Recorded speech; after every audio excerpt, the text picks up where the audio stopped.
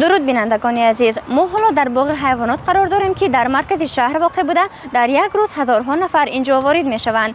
چند سال قبل رسانه ها درباره بنیاد بینایی نوی باغ حیوانات معلومات نشر کرده بودند. سال 2018 درباره بنیاد بینایی نوی باغ حیوانات سخن رفته بود و سال 2020 طرح بینایی نوی باغ حیوانات معرفی گردیده بود.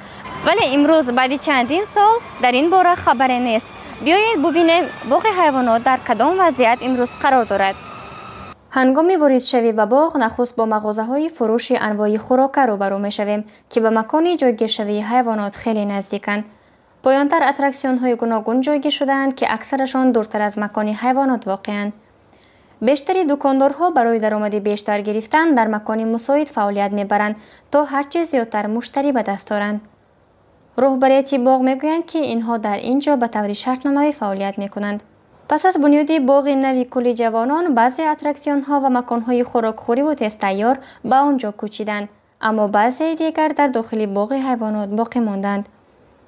این هم در حالی است که مردم اکثرا به باغ حیوانات نه برای دیدن حیوانات بلکه به خاطر دلخوشی می آیند. این به مثال آن است که وقتی وارد شدن اول به باغچه بچگان سر میزنیم و پس آن از حیوان‌هایی که در شرایط نامناسب زندگی می‌کنند. باغ حیوانات شهری دوشنبه در دوره شوروی بنیاد شده زیاده از 60 سال این جانب مورد استفاده است.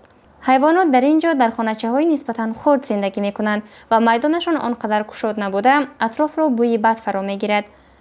در حالت باریدن باران میدانچه‌های به آنها جدا گشته لای می‌شود و حیوان‌ها در روی آن خواب می‌کنند.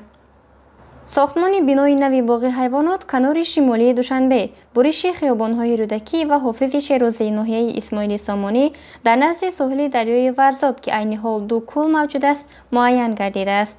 مساحت آن 13 هکتار را باید در بر گیرد. آن برای بیش از 1500 سر چاروا پیش بینی شده. همزمان بنیاد دو قهوه‌خانه، مغازه فروشی حیوانات، میدانچه‌های ورزشی و فراغتی و دو توقفگاه برای نگهداری 130 ماشین نیز در نظر است. امید به آن می‌بندیم که مسئولین به این موضوع جدی نظر کرده مشکلی های جای داشته را برطرف می‌کنند.